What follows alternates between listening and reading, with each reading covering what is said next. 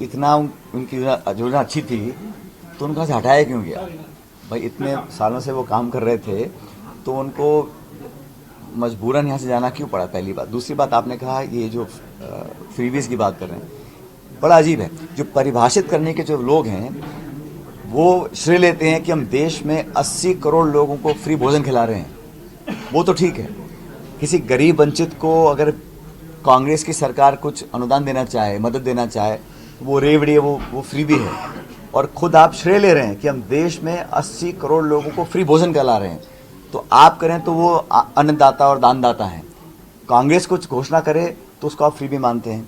और कांग्रेस की सरकारें, चाहे वो तेलंगाना की है, चाहे कर्नाटक की है, या कहीं की भी है, जो हमने कहा वो करके दिखाया। कल भी हमने महाराष्ट्र में जो 5 गारंटीज लॉन्च करी हैं, हमने पूरा, हमारी पार्टी का इतिहास अनुभव है, हम जो कहते हैं वो कर रहे हैं। हमने नहीं कहा कि हम 2 करोड़ रोजगार देंगे, भाजपा ने कहा नहीं कर पाए।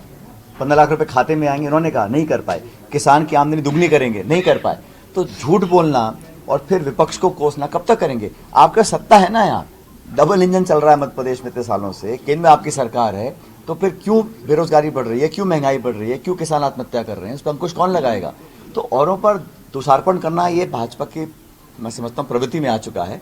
लेकिन एक स्वस्थ परंपरा बननी चाहिए, संसद में चर्चा हो। पिछली संसद में 147 सांसदों को एक दिन में निष्कासित किया गया, एक दिन के अंदर, आज तक नहीं हुआ।